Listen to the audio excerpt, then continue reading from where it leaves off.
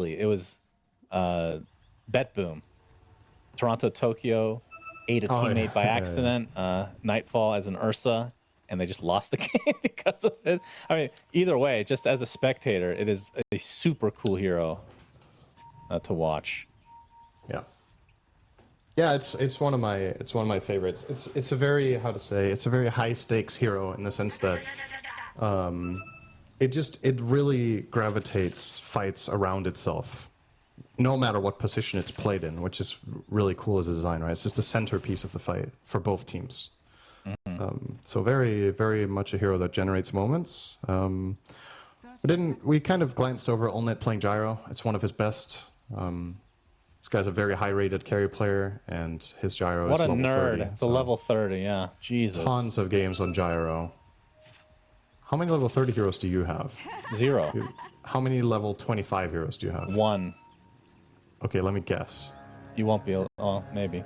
Is it Pango? Yeah, wow, that's very good. Oh, okay. That's really it's Pango, Pudge, or Centaur, but I thought Centaurs you played more too. Pango. Yeah. Well, the problem is, like, I played those heroes a lot before the Dota Plus came out, so right. It's deceiving. As right. Bounty runes have been taken. Yep. Any other facets that you want to talk about? We are seeing the Timbersaw Twisted Chakram instead of the one that was very underwhelming. It's just hard to tell the impact. Maybe it is good. And the Mid Tiny opted for Crash Landing, not the status resistance one. So has the toss does more damage, does more damage on its impact to other targets than the primary target you tossed. Good for wave clear, good for certain teamfight situations. The damage is not negligible. It's actually quite a lot. And it does a very strong slow too. So, interesting. We'll see how that goes. Yep, that is the normal build, or that's the normal facet for the support Tiny, right? Yes. Primarily support Tiny, but yeah, Mid Tiny, it makes sense, right? You're playing mainly on the spell burst and not so much on right click. Right. Especially when you're playing against Phoenix. I think going right click Tiny in this game is just not a good idea. So, yeah, it checks out. Quick question. I know we talked about this in our podcast when we were doing the balance review, or not the balance, the patch review. Many people think the worst innate in the game is Enchantress. Do you still think that's the case? I don't know. I think it's kind of whatever, honestly. Maybe if you're really good at exploiting the timing of getting the neutral items very fast and you're really putting them to use somehow, maybe it's like an invisibly good one, you know what I mean? Yeah. Bottom lane. That doesn't feel that great when I see it. I don't know if it's the worst one, though. It's probably another one that's even worse. Okay. I'll give you the rest of the game to think about that one. Yeah. I don't know all of them by heart, so I would have to go and look them up. I don't think anybody knows all the innates by heart at this point. That would be kind of crazy. It's a lot to remember. There's a nerd out there named Fogged that knows all of them. Fair. All right, so the mid lane is what we're really paying attention to. And, I mean, Supreme, we talked about this. Oh, he's actually going to dive in. Okay. Has the Fire Spirits available with the Blood Grenade as well. Mobe's in a lot of trouble. Might just tick out. Indeed, he does. First blood for a Phoenix mid. I don't know if I've ever said those words in my life. I don't know if I agree with Mobe's build here. Of going 2-0-1. I think having a toss point is just such an incredible safety net against Phoenix. When he's playing with the Dying Light facet, he's going to take advantage of you throwing out your Avalanche and then go for the punish, as he did there when you went on the rune without Ava ready. I understand that another, 2 points in Ava helps push out the wave, but it's, I don't know. It's risky, and he paid the price. He's definitely skilling toss now. Oh, yeah. No doubt about it. That's a big advantage. This is already a Phoenix favored lane, and now he gets first blood to boot. He's going to have a good time running a fast vessel, it looks like, against Tiny and Underlord and Morph. Really good. Disgusting.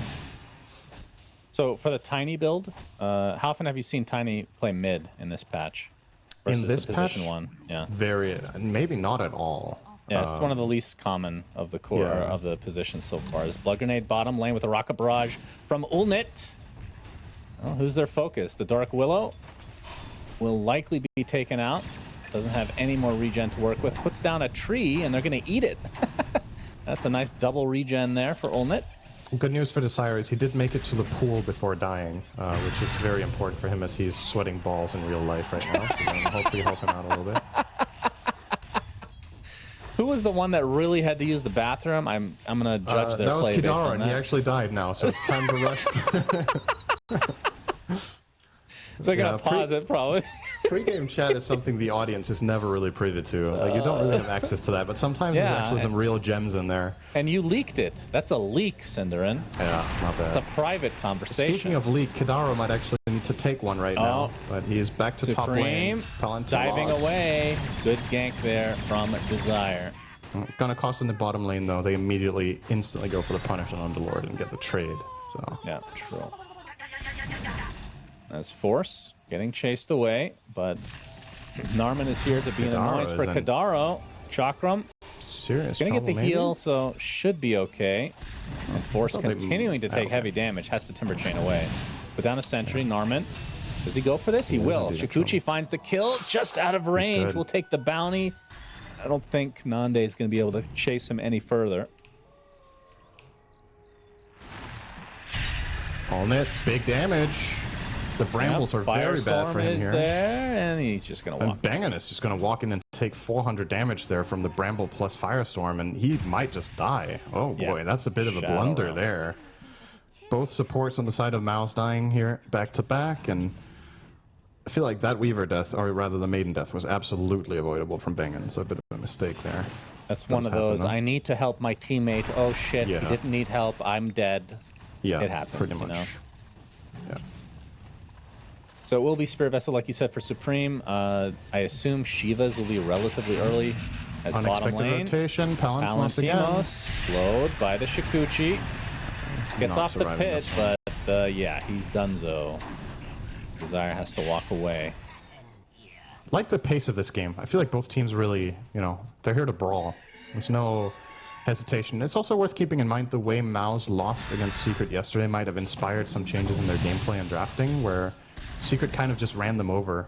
And I think MOUZ refused to let that happen again against another team, so they want to set the pace and play very quick. And they've drafted lanes and heroes that want to fight. Nice, adaptive. Good adaptive, yeah. Beautifully done. Nande gets credit for that one. He makes his way to the top lane. See how long he stays there. His bottom lane, more action. Palantimos dies as the mid Phoenix is ganking. Willow is fine here, of course, but that's a third death on Palantimos. His game is very, very rough in the Underlord. He's going to come back to lane against what's probably level 6 Gyro, and he's level 4. So he's close to 5, but look at Force, Cinderin. That's his opposing offlaner. He's having an equally terrible game. Same net worth, level 4, 7-minute Wisdom Rune. Nande is gonna take it. Both teams steal. He's gonna turn into the Phoenix. It's fine. And we'll wait for him away. Can you remind me how Rubik and Morphling work with facets / innates? So Rubik had the innate of the opponent when he spell stole the static remnant in the game against Storm. Right? The moving one. At least. Yeah, because they were moving. So I'm assuming Rubik steals the innate version, but I don't know about Morph. They should be the same. I wouldn't have expected... Yeah, exactly, but I wouldn't have expected that to work. It makes sense that it works with the shards and ags, right? Because you actually own the item that empowers the ability. But in this case, you don't own the innate that makes it stronger. But it seemed like on the Storm it worked, so I'm just going to go ahead and say probably Frostbite with the call down. It's off the pit again. They're all going to hit. They are. They're actually not chasing. They're assuming that there's going to be help, but no one seems to give a shit about Underlord on the side of Dandelion. Probably could have gotten that kill, but yeah, there's more action elsewhere. That's probably why. God, Tiny is so bad at killing the bugs. It's actually really annoying for him. Oh, yeah, that was my question. Are you, like, obviously Blink is going to be first item, but after that, maybe have to hold your horses here, Cinderman. Okay, holding them. Hold them real hard. Brambles placed. Narman. Gonna posture his way to potentially go for Palantimos, but Supreme is really low. Did not expect him to linger here. And that is a kill. And he's gonna get the kill. Very easy peasy. Can he get out? Avalanche, toss, kill. So it is a trade. Supreme couldn't go any further, though, because it doesn't have that egg anymore. But yeah, the build for Tiny after the blink. What's typical these days? Like, do you go for the Echo Saber type thing? I mean, it's good against egg, theoretically, if you don't get spirited. I still think the mid-Tinies should probably still prefer Conda, right? But do you think you pivot maybe because of the egg? You don't really have a... I mean, you do have Morphling. Supreme, spotted, Avalanche. Oh, he's Toss gone. Up. He's That's dead. Big one. Huge kill. Yeah, Mobe is back in a big way now. He was suffering, and now suddenly that kill bottom, and now this kill in the jungle has recovered his game entirely. It's very, very important. To answer your question about the egg, I don't think Echo Saber does enough for that aspect of the game. I think you just have to accept that the egg is not something you deal with particularly well, and then play to your strengths, which is that Mobe wants more. Toss into the Pit of Malice. The cooldown's going to be activated. I feel like they should have the damage. Curse Crown activates, and yes. Wait, how did great Nande rotation die? from Mobe. Nande got killed by 2 heroes without a stun shit. or silence. The Weaver plus Timber somehow found the way to kill him up top. That's a big one. He only has 1 point in attribute shift, so maybe he got caught in an awkward moment. Oh, Kadaro as well going down. very close to getting out, though. Force. Pushing this tier 1 tower top as Nande makes his way over. Looks like he's building a Kaya on Force. Nande, of course, very cookie cutter Morphling build. Don't even need to talk about it. Yeah, Nothing pretty standard. unusual. This is a hero that can solo the egg, so it's possible when he gets big enough that that doesn't become that much of a concern. Oh, they're diving him. They're really, really. There, oh my goodness! Oh my God! Through the gate they go. This could not have worked any better, man. 5-man gang down at the gate, minute 10. Wow, that was actually looked so sick. My goodness! Great coordination, man. Just well done. Kudos. Well, that's the huge. carry dying provides Underlord some time to finally farm, but he's going to get gone on. Frostbite into the freezing field. Double TP's coming, though. I don't think they have the damage to actually finish the job. Instead, Mobe coming in. Oh, the toss wasn't there, though. Finally gets it off. Back into the Underlord's arms, who's just ignoring everyone. Egg is there. Mobe is dead. So what looked like it was going to be a good return there for Dandelions. End up biting them in the ass. Kadaro. Oh my God, that damage is just Looks like he's wild. fine. It almost killed him. Wow, he's still low. Yeah, Vessel Spirit is Vessel really strong. nasty.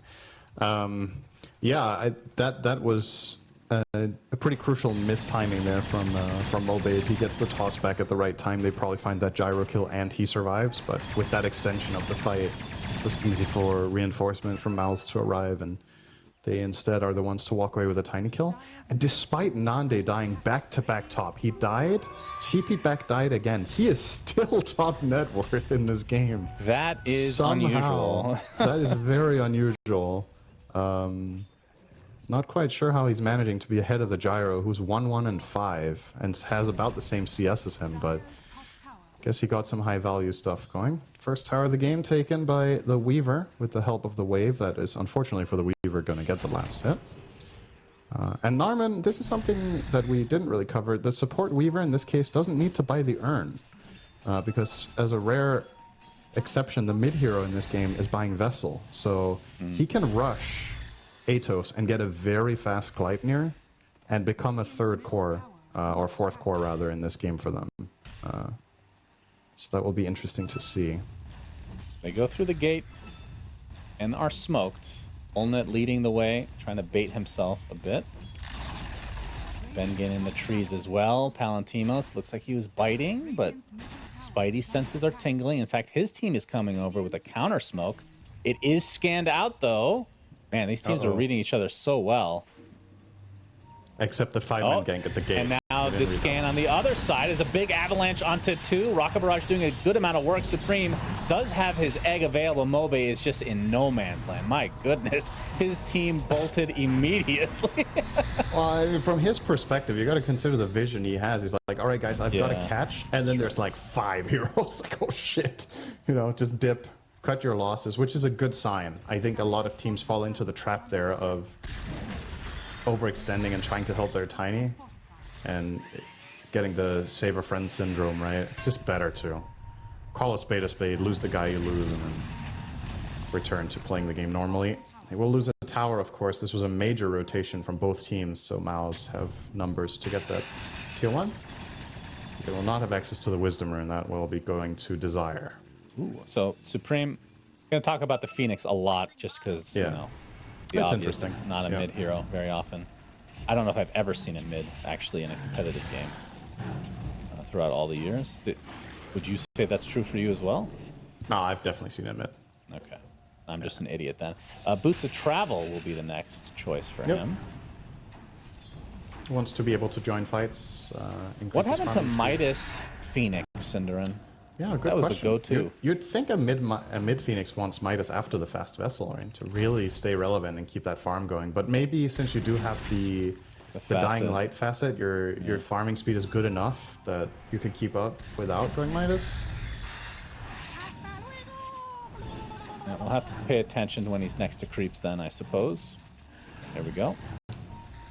It's like having, what's that neutral that gives you the same effect? I bet both of them together is real juicy. This is your job to look it up, Cinder. Sorry, which one? All right, I'll look it up. Go ahead and talk. All right, talking. Hello, Suns fan. This is your Cloak of Flames. Cloak of Flames. Oh, all right. Whatever the question was, I could have definitely answered it. Cloak of Flames is the correct the answer, Cinder. You didn't know it, obviously.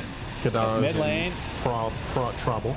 Yeah, that's a lot of magic damage that he has to withstand. They're actually not fully committing, just scared of the counter initiation. But there's the egg. Atos cancels TP. Palantimos will get stunned on the outskirts. Another dive, and that should be a second kill in the name of MOUZ. They are running the tier show. 1 tower. Yeah, for sure. And it is going to be an Echo Saber for Mobe. Yeah. Huh. It's concerning if the mid tiny is not finding kills right now. This is why you run this hero mid, is to dominate this phase of the game. If they cannot find anything, which has been the case for a while now. You do not get the facet if you're Morphling. I can 100% say that now. His force is dead. You get it when you're Rubik. Yeah, which doesn't really make sense. No. You'd think it's the same code even. But that's Dota for you. He did not have the, whatever that spell is called. Twisted Chakram. Of course, knowing Dota, it might work for most heroes and just not a few like that one, right? It's always a possibility. You never know. Well, it still might work with the abilities that are empowered by the facet, but you don't get the extra spell, right? Mm-hmm. So Morph turning into Timber doesn't have the empowered Chakram, but maybe if you had the Timber Chain one, Morph would also splinter with that one. Does it scale? Does the Twisted Chakram scale at all? Oh, I think it's because it's based off the ult. That's why, because Morphling doesn't get any ults, right? So maybe that is the reason. Yeah, that's probably what it is. I would assume Morph and Rubik are treated the same. All right, we'll pay attention. Will probably turn into someone else and we'll notice. Yeah, when he turns into Phoenix, Gyro, will there be a giveaway? Not really. Well, if he casts Rocket Barrage, he should get move speed, right? Yes. We'll see about that. All right, that's for you to pay attention to. Really minor detail. This is not the same facet as original. Yep, he's done. It's just not fair. I mean, that's kind of the Enchantress tank in the gank specialty. Yeah. It's okay. I mean, for Dandelion, what's the plan here? I mean, Mobe has the Echo Saber now. Are you waiting for something on Morphling? Like the Manta is about to be finished? The Manta timing's pretty good. It makes him a lot better at dealing with the Phoenix and the Crystal Maiden simultaneously. And he gets away out of the Vessel, which is huge. So that might be the thing. Actually, Mobe eyeing up BKB here, just really not going Kanda. I don't know. It's the reason Kanda is so sick on this hero is that Chinese problem a lot of the time in the mid game is that you don't one-shot combo people anymore, especially cores. Like they just have too much tankiness in this patch. But when you have the Kanda, you can kill the Gyro almost, or the Phoenix. You get close at least, and absolutely the supports are just gone. But maybe he thinks he needs the staying power more so than the bursts. The Phoenix is obviously a huge problem for him, and so is the Timber. So maybe it is not ill-advised to go BKB. Showing himself in bot, pushing the wave, and we'll be fine. Twisted Chakram. 20-second cooldown. Yep. It's an interesting one. Who did you say was owning with that? Was it Amar? Malrine on the day this came out. It was him as well. It was him on both that one and the Primal one. Nice. On day one. I mean, they just played really well. Yeah. Seen that before. Of course, Palutimus, he's spotted. Twisted Chakram dances around him. And Olmec pops the BKB a little bit prematurely. He was scared of the tiny toss back. Right. So I think it might have been a good call. But this is obviously going to prompt an instant smoke. It's like, okay, the enemy team has 4,000 dead net worth right now. Let's try to play our advantage with our items. We just got the Echo and the Manta, and they have BKB down. It's a pretty significant difference. Damn, toss one-shots a wave. That's wild. It's really good. That is so good. Okay, they gated bot. Force is in trouble. He used his dagger already. Yep. Yules. Bramble, Narman is here, but there's not much he can do. He's tickling the Tiny right now, so Timbersaw is destroyed. Palutimus, of course, can join at any point with the Fiend's Gate, which he will. Gonna be a bit of a delay. See the nice pit. The Necro units are killing the neutrals. Awesome. Yeah, I mean, what are they doing? That is awesome. And Nande gonna continue the pressure now because he has a lot of mobility. The CM is dead, and now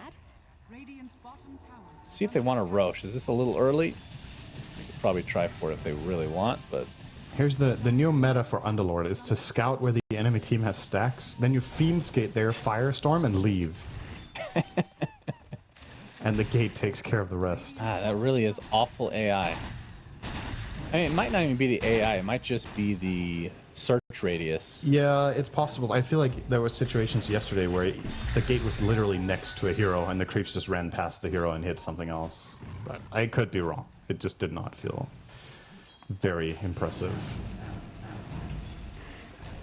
I think the concept is really cool though. And you can obviously just improve or fix it or whatever if it's too weak. But the idea that this gate has demons coming out of it is quite cool. I like that. Okay, well, MOUZ are going to be the ones to take Roche instead, apparently, as we can see Supreme. His courier just got killed. Kitaro gets the shard from the Tormentor. But it will be an uncontested Roche. Getting a nice little sproink. Great against Timber. In particular, that extra burst damage for the enemies will be nice. Did you mention she didn't take Untouchable at all? I did not. I would say that's quite unusual. But it's not great this game, so I understand. Like, it does nothing to Timber. Gyro is generally not going to be hitting you, but someone else. The Phoenix doesn't care. So, effectively, what would you really get it against is the Weaver, right? And it's like, yeah. So, I mean, it would have been good for Roche as Frostbite onto Mobe. He is close to the enemy bait. My goodness, he is punished. Trying to cut waves a little bit too far there. But they've somehow, Dandelions have somehow managed to accrue themselves a 1k gold lead during this downtime. That's true. They were suffering badly just a few minutes ago. Not by like a ton of gold, but just constantly getting killed all over the map. But they're being efficient while dying. Yeah, Desire, good luck living through this, my friend. Let's go Yules, he can buy some time. Oh, okay. He could not. He tried to Bramble instead, which... He does have a level of Untouchable now. Yeah. So Nande, Hurricane Pike, or sorry, Dragonlance, Manta, and BKB is just a few hundred gold away. And on the other side for the Eurocopter, Ulnit, he is pretty close to Ags, just about 1,000 away. Yep. I still feel like the wildcard in this game is what's is what's Phoenix going to offer very late in the game when Morph gets big enough? Because it feels like this is a game where MOUZ is not going to be able to just win it at 30, right? That's just not happening. So we know the Morph against Gyro matchup is awesome for Morph. He's definitely going to turn into him every fight very reliably because there's no hero in the MOUZ team that really kills him. You combine all of those aspects with the fact that this is probably Nande's one of his best heroes. I'm looking for solutions on the side of MOUZ for this hero. You're going to get Hex on Phoenix, looks like it. It's far away. Timber's going Ags. I don't know, I think there might just be a power play coming in not too long from here for Dandelions. Oh, Mass Gate. Olnit is all alone up here, so they're trying for a backstab. Olnit will likely just TP. They don't just have in case. any instant stun for Nande. He's just going to get his spells off, right? Olnit's going to show himself. They see each other now. He's going to go up the cliff. Okay. Going to try for this. This is the Aegis. It's going to be consumed immediately. Supreme going in with the Shivas. Egg obviously still available. Supports trying to get up the Terrorize. Will be successful onto one. The Timbersaw gets shredded by Nande, who turns into the Gyrocopter for now. And all they've lost is a support Dark Willow. Supreme has no dive. Will have to use Egg, but not even the time to use it. Avatos demolishes him. So 2 cores dead for MOUZ. And Dandelion will be able to do some structural damage. Do you know how Specialist Array works with Flak Cannon? Ooh, Avalanche on 2. Hold your horses, Cinderman. Holding them? Looks like they're going to try to potentially defend here. All right, the horses have been held. Do you double hit one target when you have Specialist Array and Flak Cannon? Or 2 targets, rather. I guess you do, right? Yeah, you I don't see why you wouldn't. That's so crazy on Morph. Like, it's wild. He just turns into that gyro and just flaks, and stuff dies. Yeah, I never thought about that with combo. the array, too. It's pretty disgusting.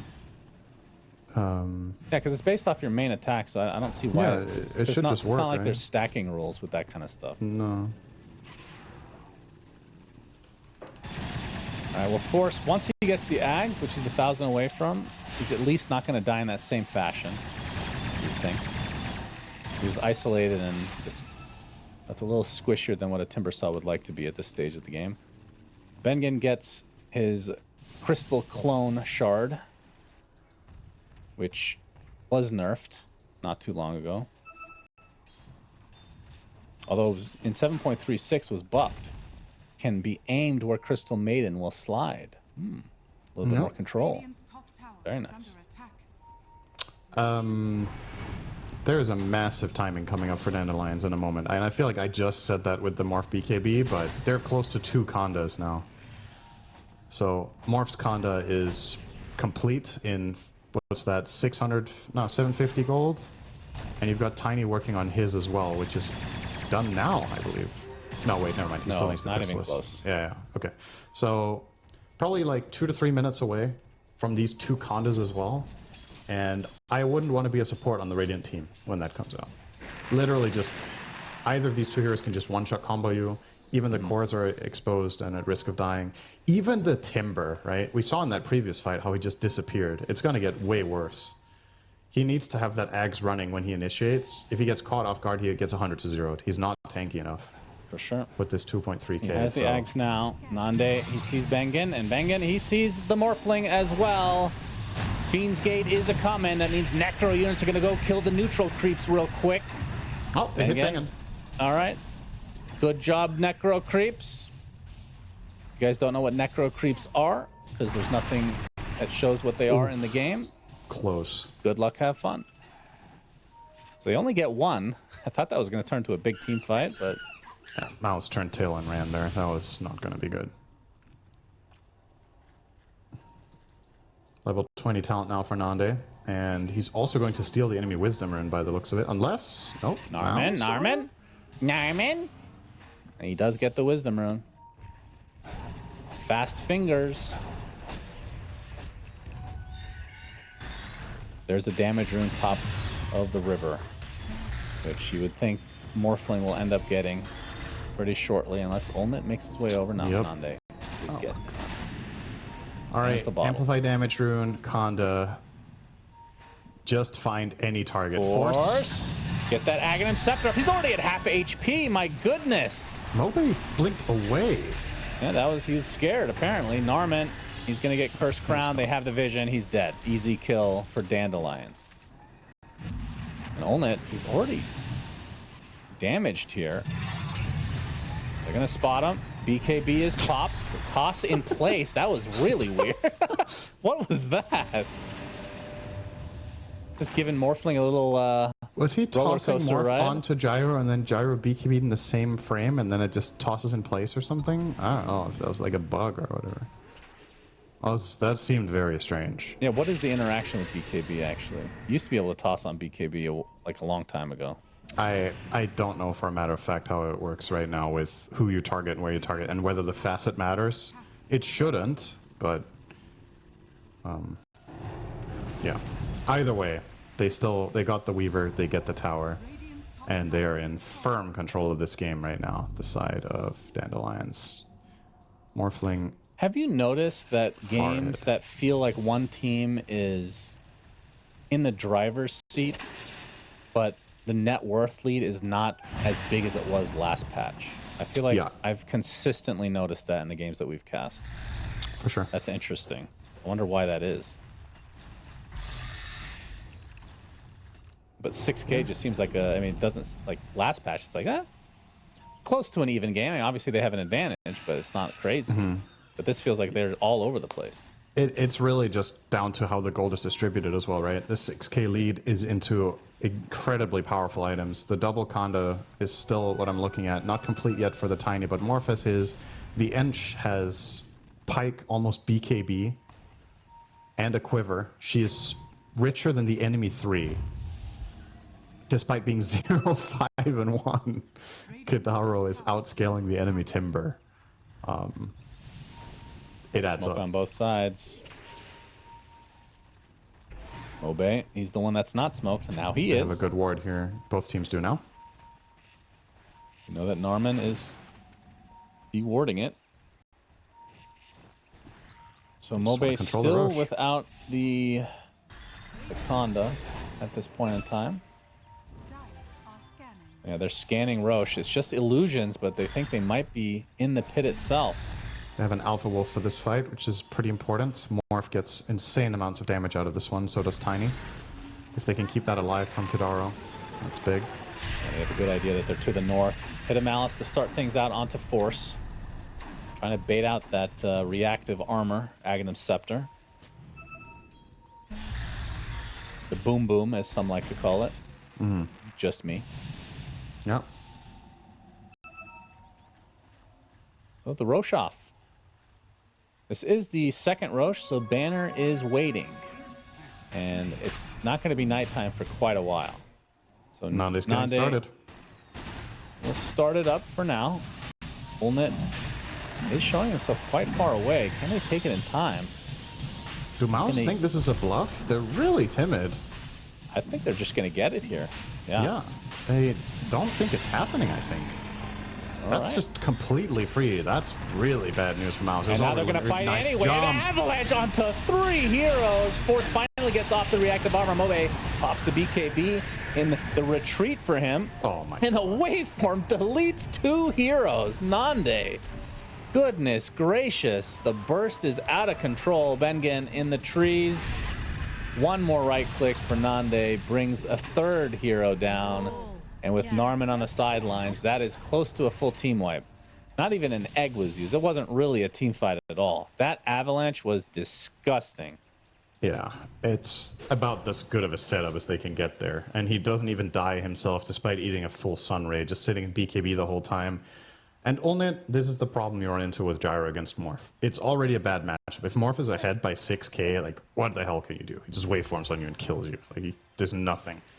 Until he has Satanic on Gyro, he doesn't have the staying power to outlive this kind of damage with the Conda burst. And this is probably...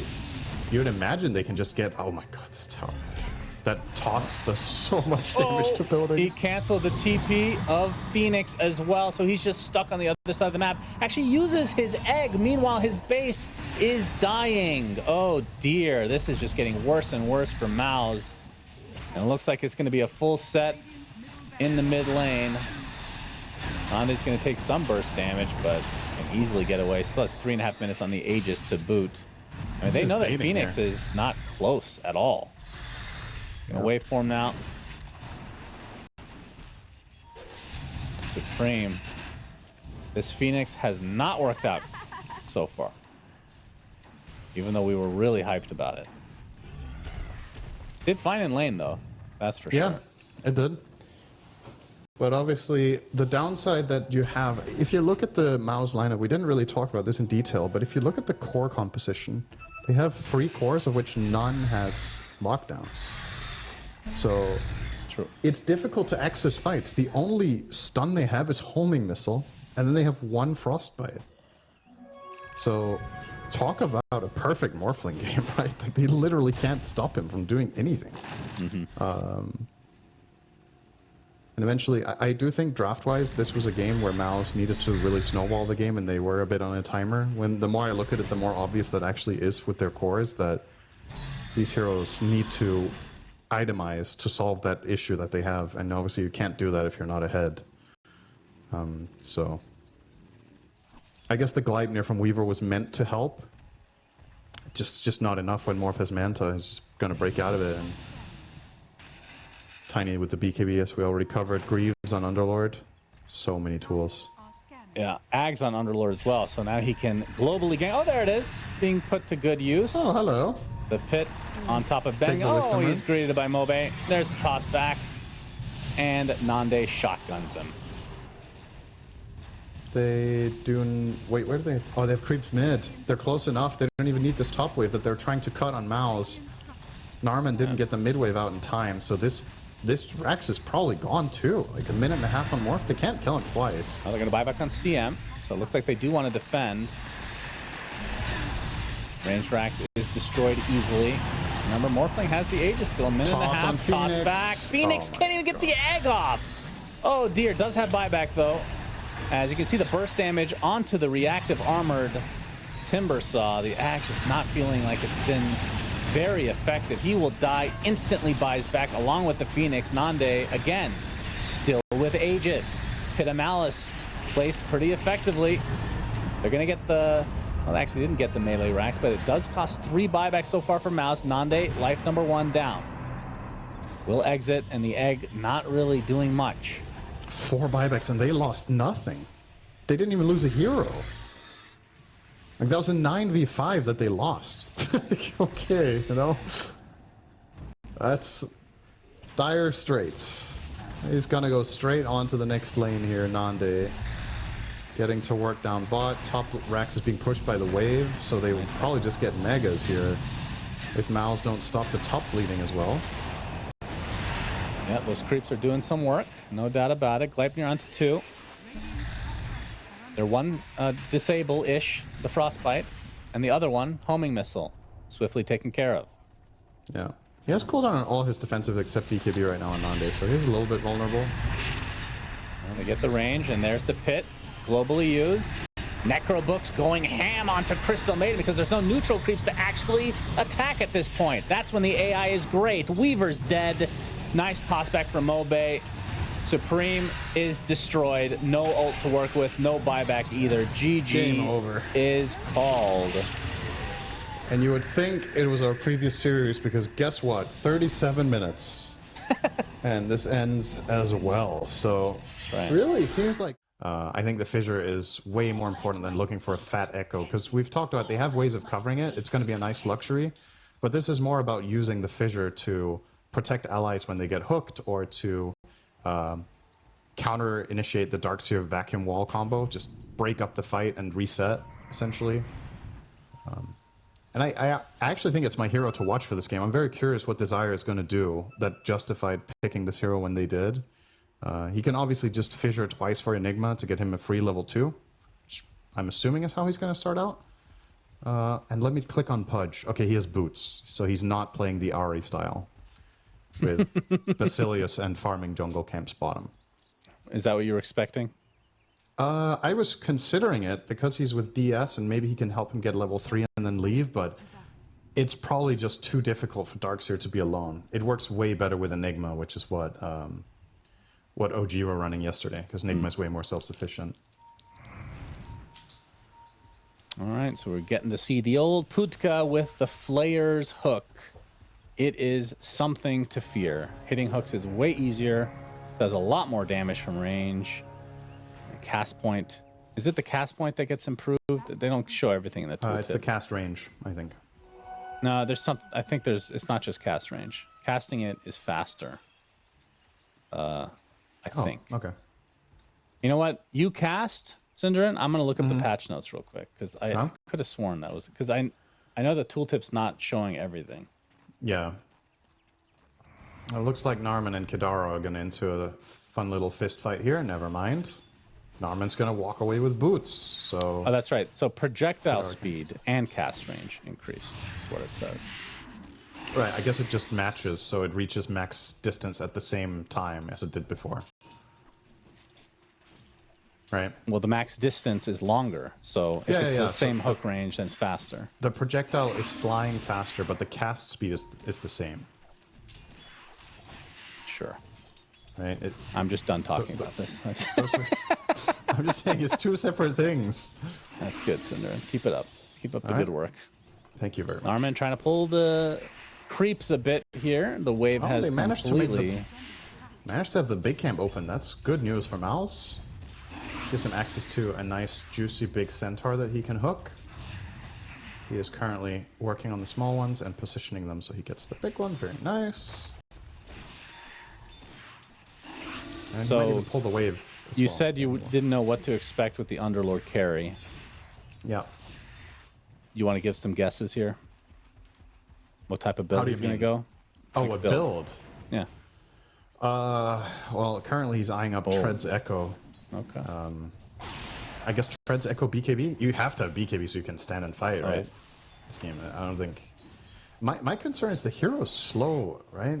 Are you just relying on Surge and Upheaval to allow you to hit targets? Or, like, how do you get move speed on this guy if you buy Treads and not Phase? That's what I'm wondering. It's all about that attack speed when you got that cleave action. Oh, Warlock's so good against Eidolons. Yeah, Right. this hero March has just been... up. Would you... you've probably heard me say this 100 times, Cinderin. Is there a hero in Dota that's been more power crept than Warlock? Probably not. In lane, at least. I think it's overtaking... You know how much I hate Lion in lane? It's the #1 most annoying hero now is Warlock instead. It is very annoying. It has some very clear pitfalls, of course, but they used to be... The hero used to just be played completely differently, right? Where you would go Shadow Word and stabilize the lane and just play farm, and now you can instead play pressure with Fatal Bonds. But he still has the same weaknesses as he used to in the past outside of lane. He's very slow. He has no stun. His slow is very unreliable. He has a huge cooldown and is very frail. So, yeah. Those things are still the same. Well, I've yet to see a hook yet from Narman, taking his sweet time. The big camp is now blocked. Yep. So won't be able to use that to farm. And I think the one thing that people maybe don't realize, I mean, I'm sure these guys do because they've been playing it for a decent amount of time now, but with this facet, the hook does, even just level 1, does a lot of damage at max range. It's an alarming amount of damage. Let's see if he can reposition to try to get that. Okay, that's a missed hook. Well, we can do some quick math. It does 12% of 150 at max range, plus 80. So what's that? That's 100. That's 210. Okay, thank you. 210 pure if you hit it at the absolute peak. And it scales really hard, right? Because the distance percentage scales along with the flat. So it gets stronger very fast. And I assume he's maxing hook as well. That's definitely not the norm before this patch. I think you do. Down bottom, Desire is getting quite low, but Olnet is the one taking the brunt of the damage. Gets off the Firestorm, and the hook is there, but it's not enough to get the initial kill. So first blood onto the carry Underlord first, and then Narman gets a trade. And Desire is going to be really happy about getting that kill. Shaker is all about getting to that Arcane Boots blink, and getting First Blood bounty on this hero is quite rare. Shaker is almost never the one finding that kill because his options of finding kills in lane are very limited. But in this instance, the Fissure does get the last hit, and that's going to be almost Arcanes for him minute 5. It's going to be very good news for him. Gonna do some quick math on the max damage on Hook. He did go 2 in Rot on Narman. Okay. Alright. Well, then that means he has to go Flesh Heap then in the next level. Yeah. Nande taking quite a bit of damage with this Ion Shell. The Surge away from Force. Has a double Bracer. Gonna be Arcane Boost relatively soon. Narman. Alright, let me see how good you are over. at guessing this, just based on your own experience. What do you think a max damage Hook is? Roughly. I don't even know what the regular one would be. As the regular old Hook is just 320, I think, or is it 360? all right, I'll say 450. Narman destroyed. You were close. Nice Force. Yeah, what is it? It's 650. Yeah, it's wild, and it's pure. Yeah, I'm telling you, this thing's insane. Something. I was being conservative, of course. Yeah, I understand. You were being reasonable, which is not how we patched this game anymore. Since Very years true. ago. Hey, if We it's like for it Pudge, I'm wild okay now. with that. Yeah. I'm just happy to see this hero in Pro. I think it's super entertaining. Yeah, well, wait till next patch. It's great for moments. It's great for big hits, and it's great for big misses. That's It right. makes the highlight reel one way or another. Olnet getting ganked by Desire. The Blood Grenade is there. Palantimos, though, he's Fatal Bonds, so we'll have to run away now. Those bonds against Eidolons are just eating him in lane. I guess it's an underappreciated part about that matchup, because we always just focus on the golem to just stop the black hole, right? But as we talked about yesterday in other Enigma games, it's not always about black hole. It's about Enigma getting a good laning stage, and Fatal Bonds is making his life miserable. So Yeah. he's 6th on net worth. And not far behind the Darkseer, but is behind. And you want to make sure Enigma doesn't get off to a very good start. And Warlock is accomplishing that. I mean, Fatal Kidaro Bonds with trying to be cute here. Firestorm is insane. Narman He's not cute enough. gonna get the Wisdom Rune. Desire gets the other. Echo Stomp And he's canceled. Kidaro done for.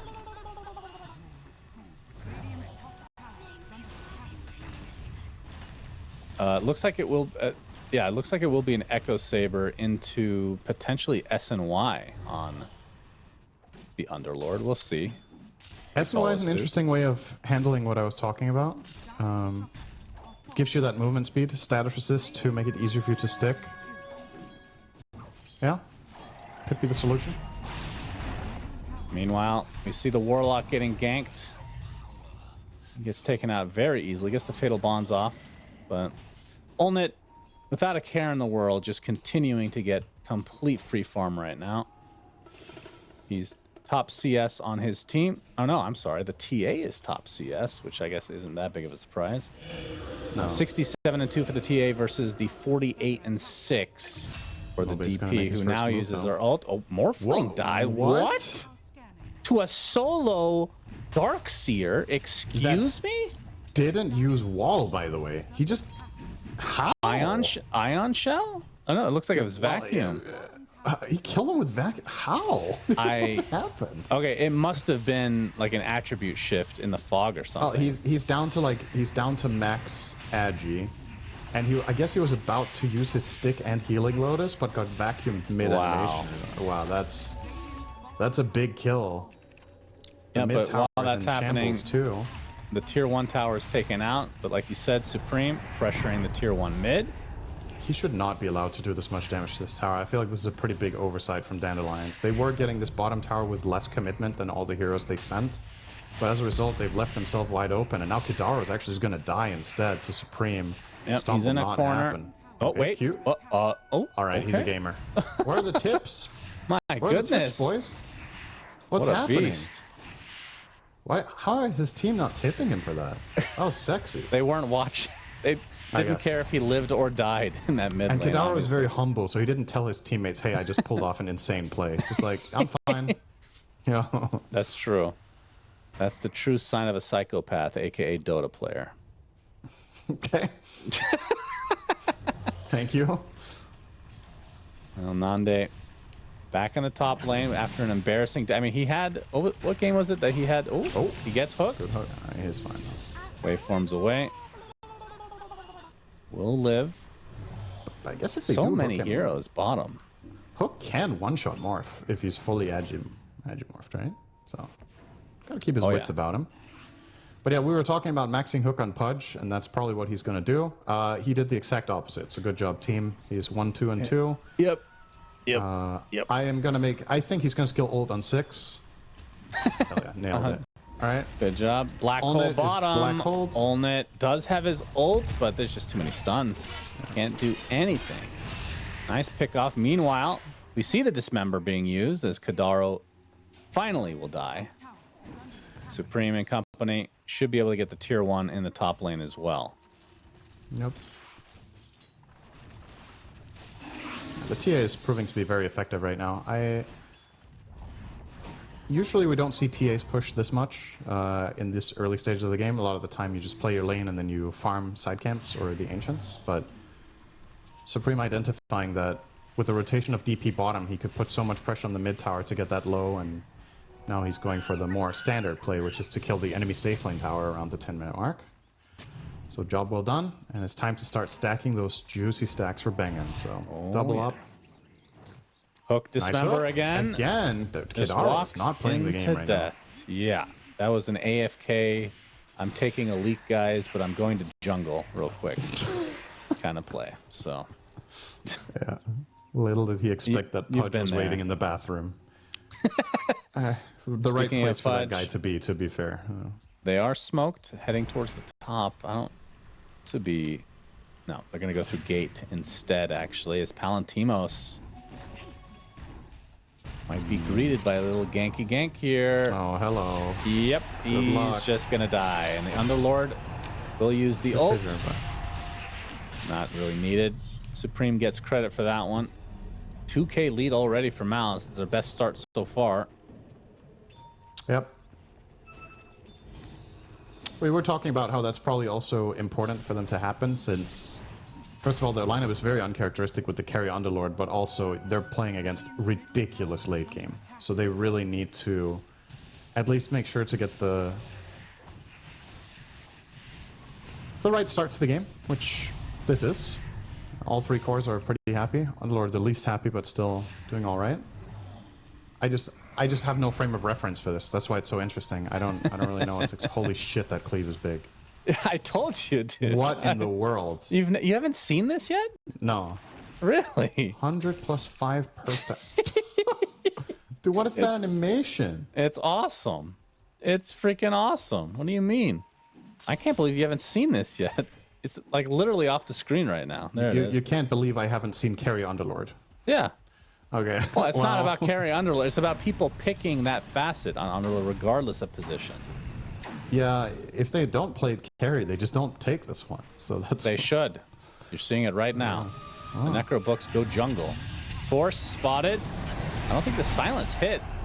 Hook kind of completely whiff. Gets a vacuum off, but the wall was used as well, actually. But Supreme runs into Mobe. You can use the Exorcism, though. Silence attaches to Pudge. A nice fissure to block off the Warlock. Clean. TA, though, does squirm away, but the hook save doesn't matter. Nande's there. Hook will miss from Nande. Doesn't get that facet. Oh, he probably does, actually. We already talked about that last game, of course. Definitely remember that conversation. And this might break things up. And each team goes their separate ways. With that fight, close to equalizing, but now Olnet getting some cleave action on the nukes. You know what I want to see this game, Shannon? I want to see Morph turn into Pudge to save heroes that get hooked. Just like when Morph turns into Kunkka and X marks back his teammates that got X marked. Yeah, I'd like that. Cool. Gotta get some hook on hook action here. That's good. Most of the time, Nande will obviously be playing as TA because Refraction is that good. But there's probably a case to be made that turning into Underlord is also good, right? The Rubik versus Underlord matchup is a classic because how much Firestorm just ruins him. Morph can do the same and pit him at the same time, which is true. Really strong. So let's see if that's the idea for Nande. Which priority does he have? Oh, Palantimos. Is he gonna? He's gonna scout Supreme on the high ground. Well, actually wants to go. He's gonna get hooked though. You can see Desire has his blink dagger. Actually, Pudge is gonna be the one taking the brunt of the damage. There's the Echo Slam coming in. Pudge is dead first. Vacuum in though. Morphling already really low. Nande is gonna have to get the hell out. Waveform up in just a moment. Echo Stomp to try and delay. Only hits one, in fact. And Supreme trying to chase down Kadaro. Unless he has another juke for the ages. Okay, well, he might actually have it. Wait, why did TA not blink that? Okay, she wants to have it for sale. Maybe this was a good call to not get that kill. And compromise her position. Can't be too greedy now. No. Ulnet, that was a lot of big ults used. I lied. So Echo, Black Hole, Golem. That's true. Yeah. DP still has ult though, so they can fight. He changed his mind on S and Y on the Underlord, by the way. It's going to be BKB into Assault. 375 move speed at nighttime is nothing to write home about. Narman looking for I do a hook. suppose they have some coverage, as we talked about, between Surge, Upheaval, TA traps. They have so many slows that maybe the move speed is a secondary concern here. What would you have preferred, just S and Y or Boots of Travel instead of Treads? I think the treads are just really valuable for farm Atos, speed. Exorcism, Echo Stomp. So many ways to disable this. Darkseer, he is gonna actually live or not. The Death Prophet's gonna die instead. Oh, gracious.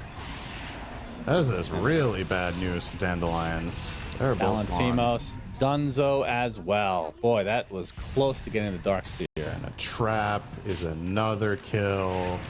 Desire gets hooked. Looking for more. Underlord not able to get the pit on time.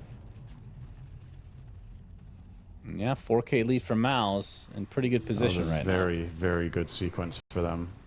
And yeah, I mean, you know, Darkseer survived on, well, that 50 health, so a little bit unlucky as well that they didn't have a tiny bit extra.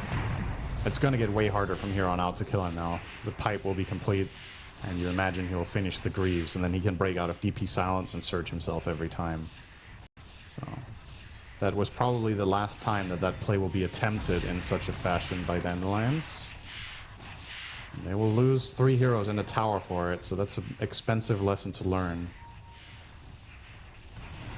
Yeah, Palantimos and that Enigma has had a very bad game. They first picked this hero overall. The Warlock has really slowed him down. Going for the auras here. Pipe after the mech. Probably just not going to think about Blink BKB at all this game is the question. I'm very curious to see what he does after this one.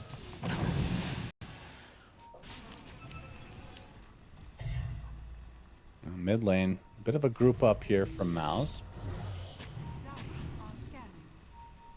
Desire. Looks like heroes are will very get the spread. rune. Desire. That was extremely greedy. Was it worth is the question. Oh my god, that is so greedy. Holy Hashtag worth for sure. Maybe he didn't have the vision Dandelion I thought he did. So that seemed crazy to me. That's possible. Dandelion are very spread on the map, trying to farm in every single facet. Yep. As the BKB is up now for the Underlord, who's using Good Fiend's Gate. movement from Nande there. Nande, the most farmed hero on the map. Oh, I thought he was going to go back and farm this. He's doing it again, right? He got spotted farming a camp, and then he looped around, and now he's farming the same area again because of this ward he has. So effectively just ran a ring around the rosy and then back. Yeah, they'll never expect that. Yeah, exactly. This is a pretty unexpected farming pattern. So he's probably quite safe here, to be honest. He's even feels so safe that he waveforms to farm the Ancients. So Yeah, he stacks the camps as well. This is nice. But yeah, he's got a lot on his shoulders in this game. Down 5K, most farmed here on the map, but the rest, or the next 3, I should say, on the side of MOUZ. But if they make it to late game, that's where Enigma, despite the struggle bus start, just becomes a monster of a hero. Then again, you do have the Warlock to cancel the ult. It's not Curl playing the Warlock this time, so... Alright, that's just uncalled for. Everybody's thinking it's Syndering, alright? Just chill, alright? We'll see how that matchup ends up faring in this Easy one. tier 1 tower top, no defense mounted by MOUZ, so Nande will grab this for himself, get the wave. Yeah, I struggle a little bit to feel confident about this lead for MOUZ, specifically because I don't know what Underlord's net worth is worth yet. He sure does hit like a truck, so I see the value in that. You just don't have faith in the Underlord carry, I see. Huh? Oh, I'm not saying I doubt it. I'm not like this hero isn't gonna work. It's just, you know, inexperience on my part of having a clear reference for this. They will take the Tormentor very quickly. Trying to steal the other Tormentor. It's very slow going. Oh no, he can't do it, dude. He can't do it. He can't do it. Oh, he gets it. Is it gonna be worth it? Shit, All so for the close. Earthshaker. You have waveform in 1 second. TP, will he get hooked? Oh, he's in their base. What the fuck am I watching right now? All right, he's running. Narman, he's got his hook at the ready. Will Manta, nice. Waveform, but he gets silenced and killed. Oh dear. That was a clown show.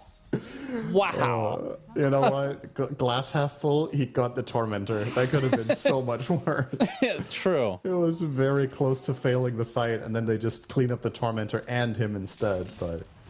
And Desire gets the shard, which is a good shard, to be fair. It's not like they gave it to... If it went to the Elder Titan, then you feel really bad about that. True that. But that was, whew. That's some Benny Hill type shenanigans right there.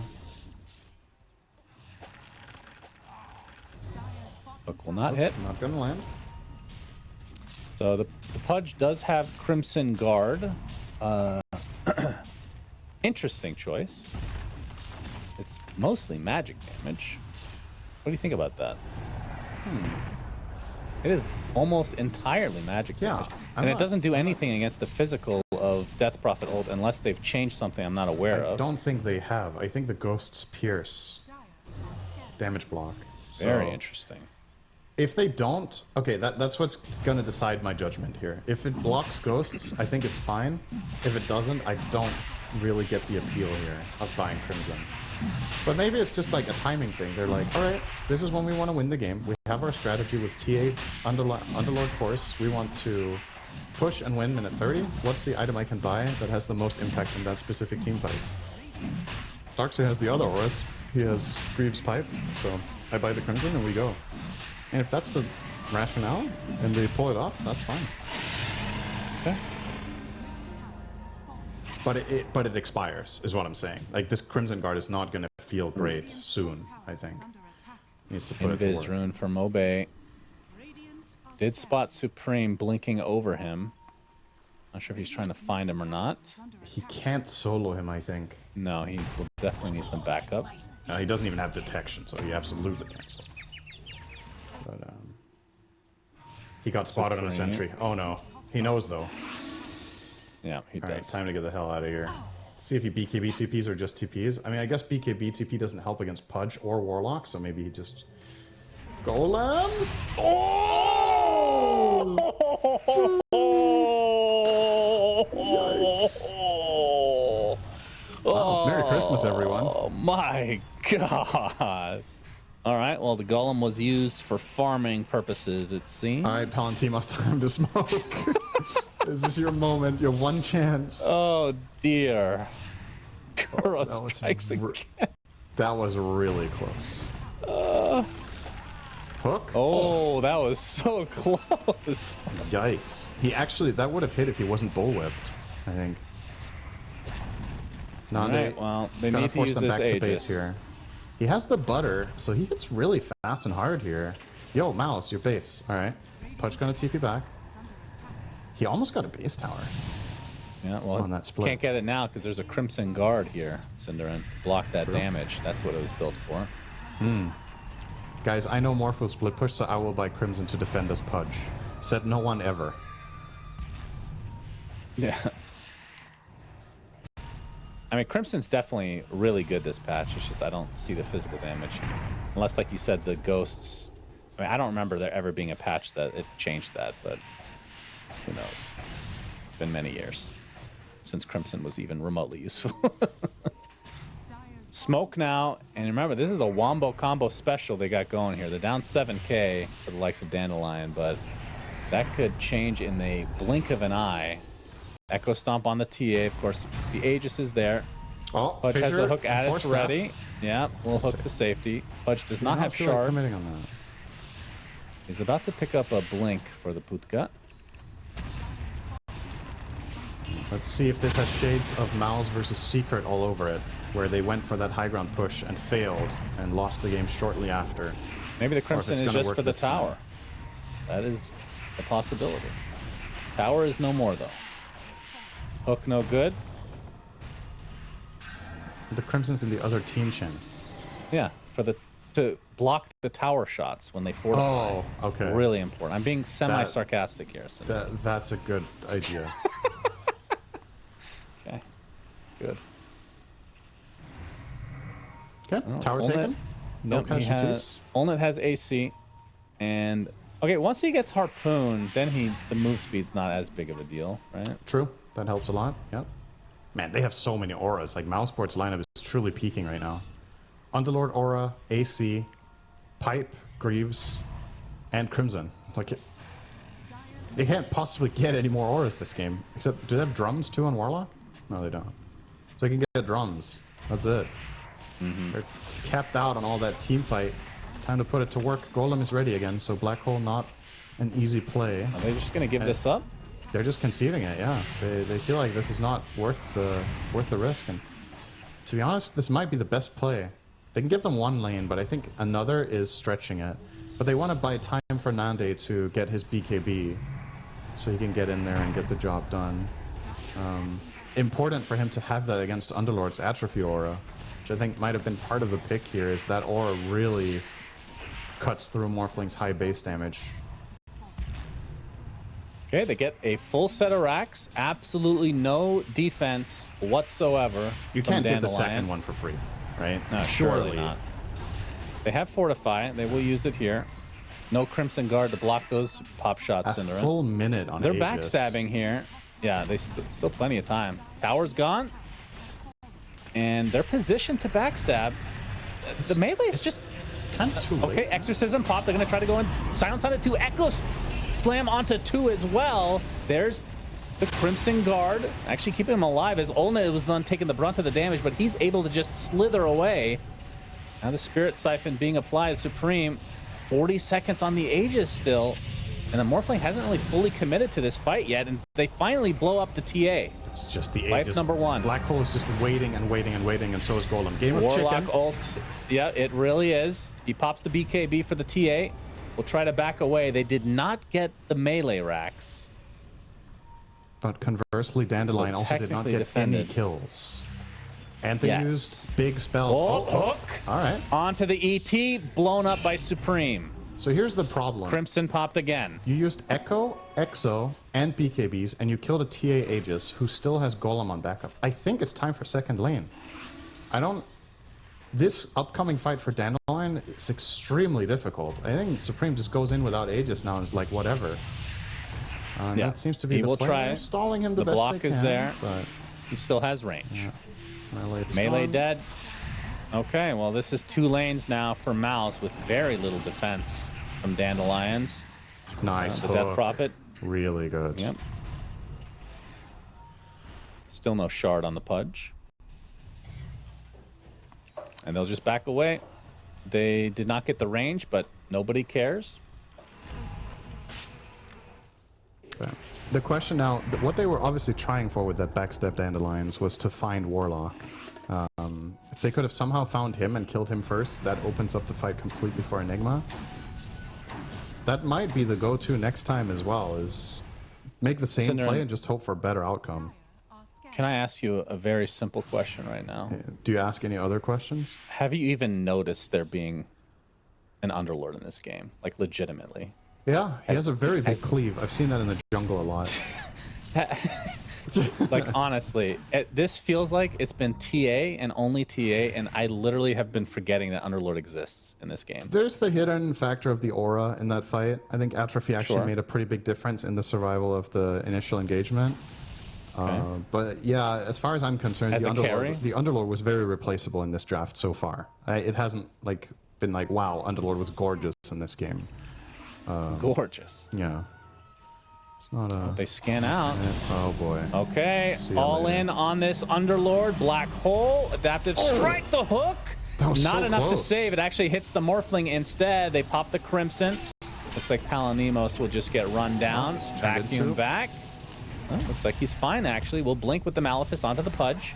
Warlock. Waveform back in from Nande. Bengen looking for the rock. He will finally place it onto the Enigma and then die shortly after. No, maybe not. Staying alive with the Shadow Word. Actually will live, but Nande might be able to save with the hook. Okay, Nande really wants to finish the job. He'll get it. But now Supreme is here waiting along with a lot of other allies. Even the Tormentor spawns again. Nande. Yeah, Manta's up. Waveform up as well. Trying to go through this Crimson Guard. He'll get it. Double kill for the Morphling. An actual gamer. This guy in Morph, man. Something special. Dare I say that just blew the game wide open.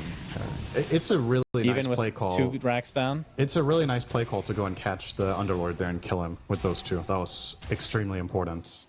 They finally got some value out of Enigma in this move. And yeah, they're 2 racks down, or a racks and a half, I suppose. But 6k gold, and considering it's Nande's Morph and how good the game is, this is not out of reach by any stretch of the imagination, especially if you couple it with any sort of good ET combination. Put the Spirit on top of them with 4 points in natural order. You just absolutely blast them with Adaptive Strike. With the Conda, the burst is there. MOUZ still very much so in a comfortable position, but can't say with confidence that they're just easily winning this now after getting those 2 free lanes of barracks. They're going to lose Roche now too. They're nowhere near. Almost pinging it. He does have his ult. Roche is up now. It will be spotted. Now, this was scanned out by MOUZ, so they know that Dandelion are in here. Damage Rune will be dissipating here as well. So Exorcism activated just to make sure that they can take it. This will be Roche's banner. Here comes the smoke. It's too late. Ages on Nande.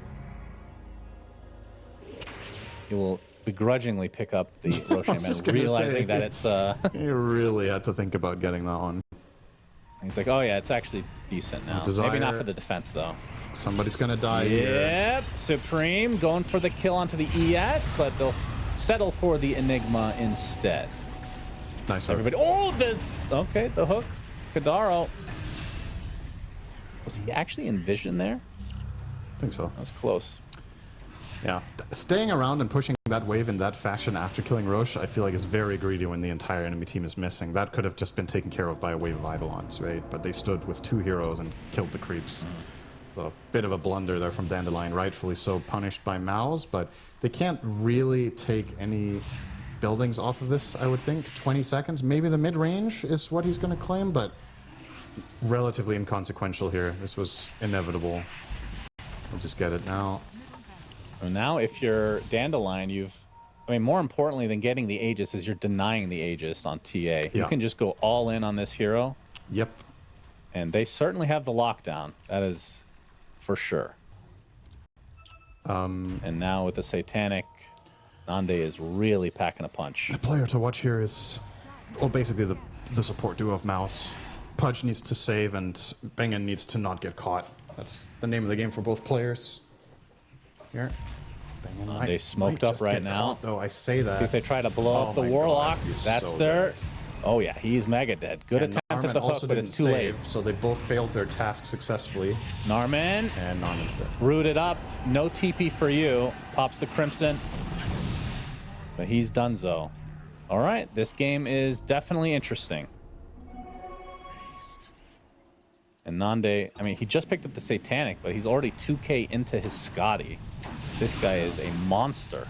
And now we go back to what we talked about prior to this game even starting, which is MOUZ's mental, right? They've lost 3 games in a row. They just qualified for a very big tournament, probably came in with confidence here. And now it might feel like, man, are we really messing up again after getting 2 lanes of barracks? Like, what's going on? Just really a couple of crucial minutes ahead here where if they lose their way just slightly, the racks are going to be equalized, or they might just lose the game. Morph is huge. He can push the base very fast. Huge. Yeah, and you have the EXO too. So mistakes will be expensive. Underlord working on Satanic. They get the after this Underlord.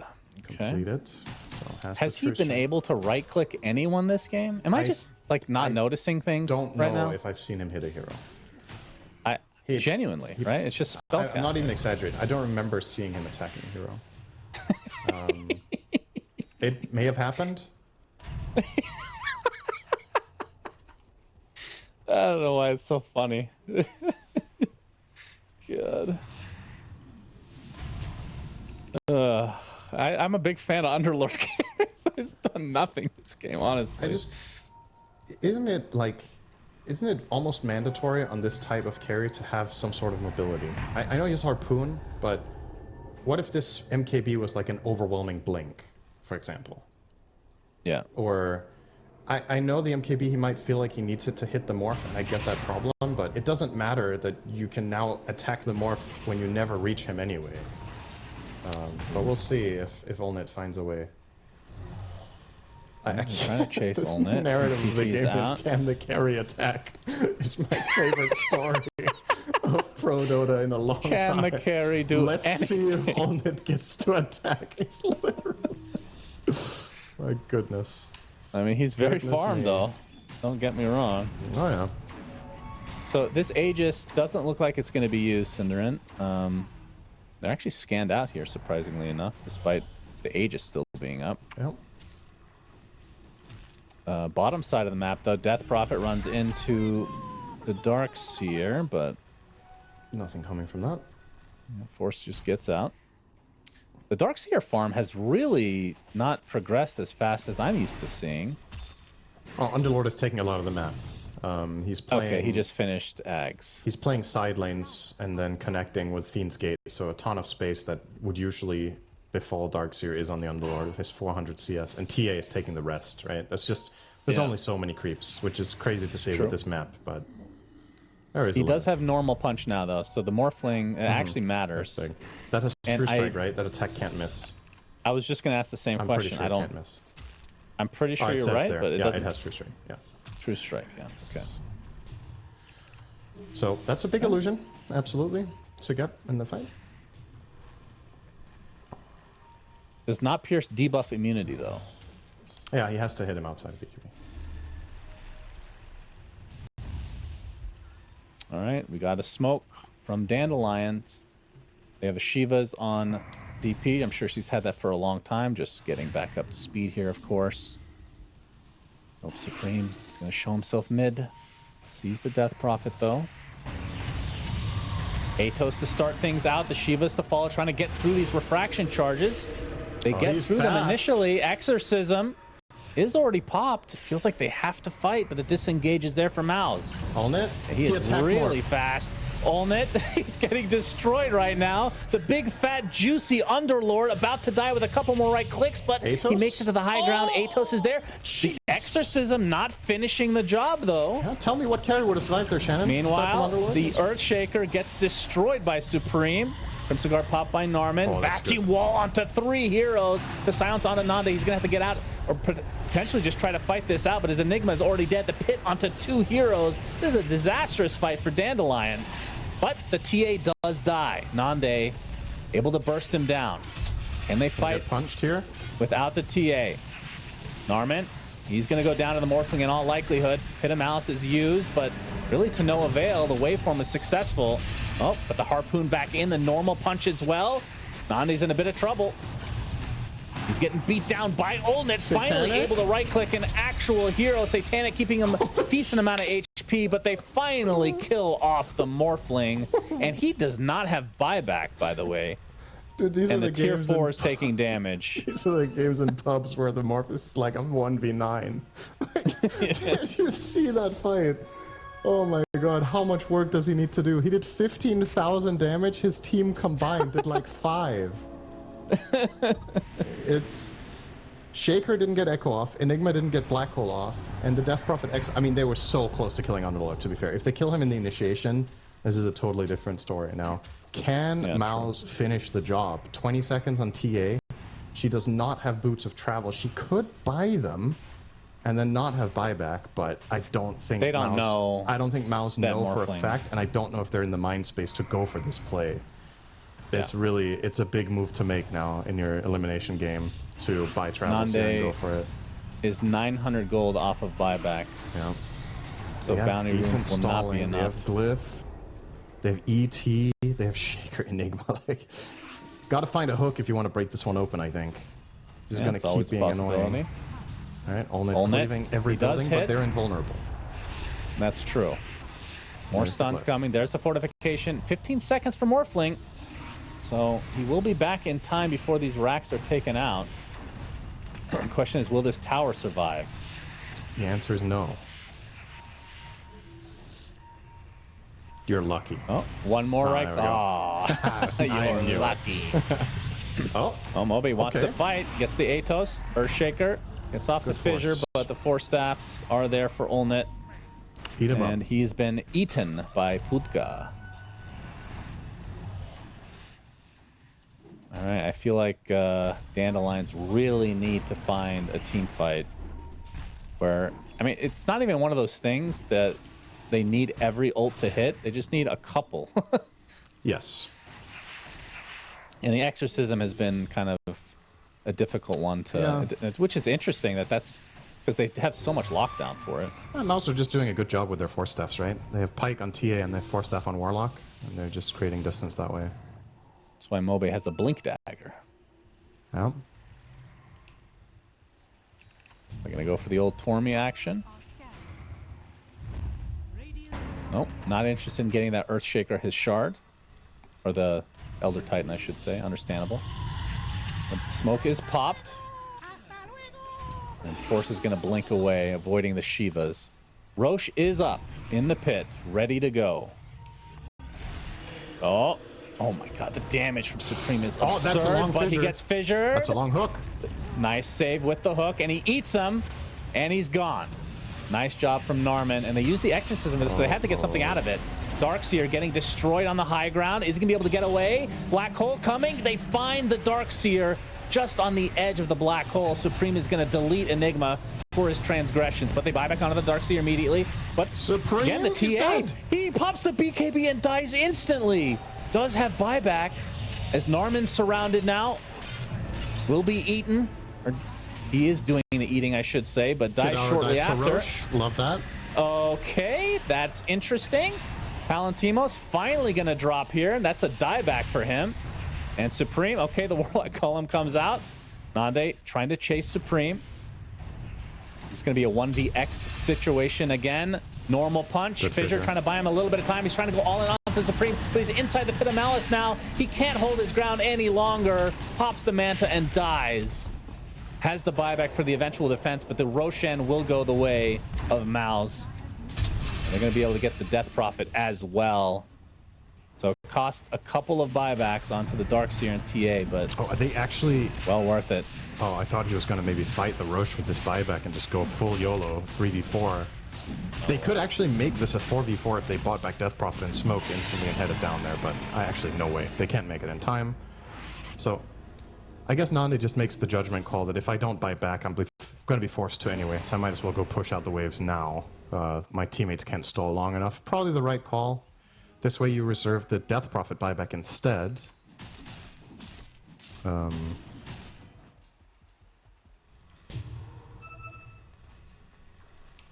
Yeah, now you got to go through TA twice. Yeah. Nande trying his best to keep this game alive. But MOUZ definitely in the driver's seat right now to extend this to a game number 3. Enigma eyeing up the Ags here. Interesting. Don't know if that's good in this game. I mean, surely you go refresher. Yeah, if you go refresher, you have a counterplay to Warlock, right? It's like the Warlock only... does have a second. Oh wait, he didn't take the refresher shard. Who took that? Is it Darkseer? Yeah. Yeah. DS has that. Yeah, I do feel like refresher is the way to go here to have a counterplay, but. Well, they're gonna have Black Hole in 20 seconds. Everything else online for Dandelions. It's gonna be tough. Shield Rune on TA right now as well. She is so ridiculously tanky. Yeah, that's a tough kill. They need to start already softening her turns up, into actually. the... They have to start doing some damage to the Shield Rune. I'm very careful here, MOUZ.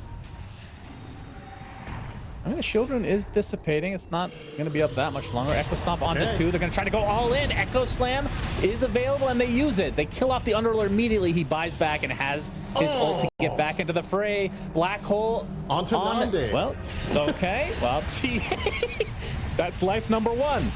Finally, the Golem comes out. Kadaro already dead. Only he has to be careful. This will be a dieback for him, but Nande is the one they have all their sights set on. He's silenced. He's getting destroyed by the right clicks of TA. Trying to get to the other side, but pops the Satanic. Has to attempt a getaway, but the Pit of Malice again is there. Shiva's to follow. Nande is dead. No way to get back into this game, and Olnit finally getting accustomed to be able to right-click some freaking heroes as GG is called. Going to game 3. Gracious. Oh my god, that last fight was pure stress. You could just tell the players were out of it. My god, that black hole was not even... I think the closest enemy was 500. Don't nerf that one and they just buff the other one. I think that would be great for Dota. Thank you.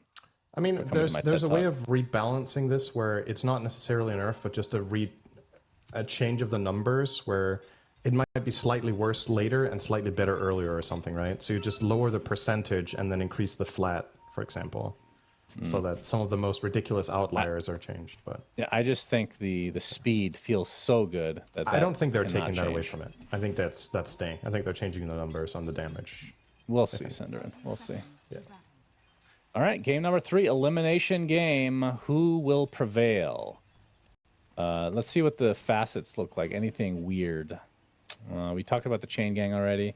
Afterburner for gyrocopter. Yeah, standard. No big surprise there. Patient 0. We probably won't see the Plague Ward one. It just seems objectively worse in most cases, but it's a cool idea, being able to put Plague Wards on the heroes. Mm-hmm. I don't think we're going to see a battle here, as the Hook will secure 3 a runes bounty. for Dire. I think this is the first game today. It's not a 2-2 split, right? Mm-hmm. Well, there's a little X factor that Pudge can do that. Warlock took the Black Grimoire this game, by the way. Oh, what did he? Instead of yeah, Bengen took the other one. The other one is like your healing applies extra damage to the golem, essentially. Like it deals more immolation damage based on your own HP and mana regen. Okay. Yeah, so you get this little consumable. Yeah. And is this the one that you cannot put in your backpack? No, that's the Gree from Witch Doctor. Okay. But you can put it in your inventory. You can't put it in your backpack, though. Yeah, the Gree that is? Yeah. Yeah, you can. But yeah, this one effectively allows Warlock to use Black Grimoire and gain 250 experience per charge it has, and it gets a charge every time you get a kill or an assist. Mm-hmm. So I find these ideas quite interesting, and I think it's fun to see how the player base interacts with stuff like that, because I want to say my gut feel is that the average player will be insanely greedy. You know? Oh, yeah. They will keep this until the game is over, and then they will use it. Yes, on a pro level, it's a very interesting thing, because this is a timing item where you can choose, when do I want my value? Do I want a faster level 6? Do I want a faster level 12? Is there a key talent I want to reach? And also just in general, how is the game going? If you're absolutely popping off, you know, and getting assists left, right, and center, this book is just mega value. Yeah, it could be a win more type scenario. Yeah, exactly. But yeah, I have yet to see this in a pro game, but I'm not sure what the the ratio is. Cannot wait for stats on the facets for pro games. That is going to be very fascinating to look at. But yeah, we'll be seeing a carry pudge, and it looks like it's going to be a pretty fast. I mean, after the phase boots bracer, it's going to be pretty much right away the Aghanim Scepter for Nande. And I mean, is there any any issue with him getting around, like as a carry, like move speed wise? Like feels like with Venomancer, with the roots from the brambles, it's just going to be an annoying game for Pudge to get around. You do have toss, I suppose, to get him in and out. Yeah, what do you have? You have toss. The Grim Ink is obviously amazing on Pudge. Yeah, that's the biggest one. But do you think you you don't go blink, do you, on this hero? You do, as carry. I definitely think you do. Yeah, it's part of your build, but it's not.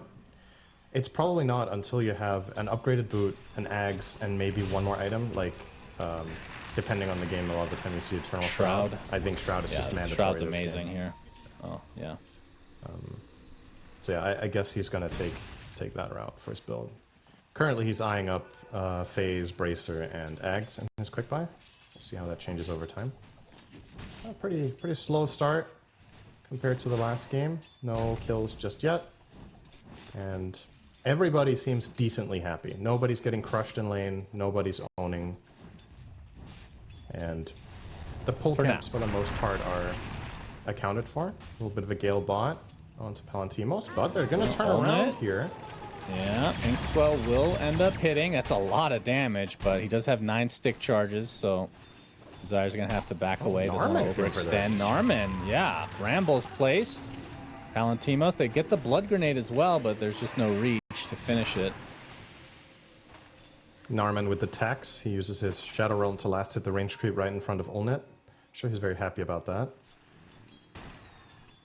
You're welcome for the help, guys. I didn't help and took your farm. And he's leaving. Yeah, it's and just this disgusting leaves behavior. Force vulnerable, obviously. He's Darkseer level 3, no mana against this Warlock Pudge lane, so Nande is just going to free farm completely. Do whatever he likes here. A lot of denies there as well. Force not going to be too happy with that. He's level 4 right now, but mid lane, Mobe was getting gone on. Norman made his very slow rotation from bottom. Should have been pretty obvious that was happening, so Mobe just taking damage and not really suffering too much consequence. Yep.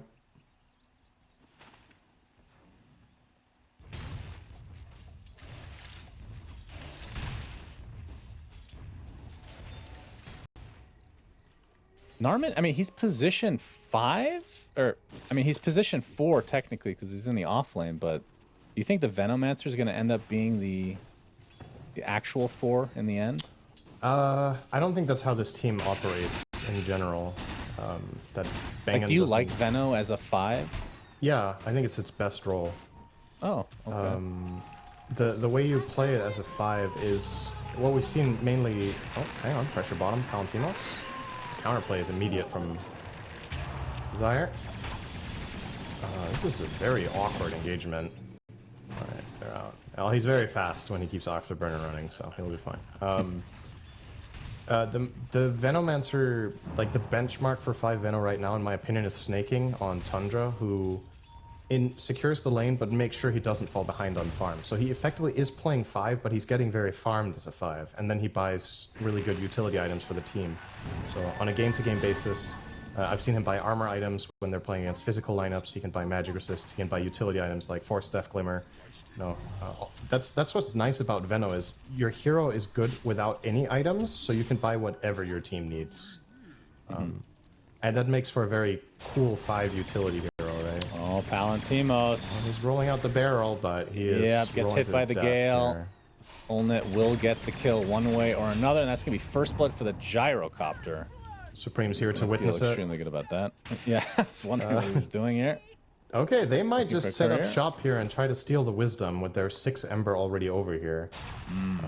Dandelions need to not let this happen, or they need to at least steal the enemy one, but they're in no position to do either right now. Oh, the courier killed. They did scan this out, so they know that they're up here as well. This is going to be spicy. 5 seconds to go. Mobe should be able to grab Toss it. away and get it. Fine.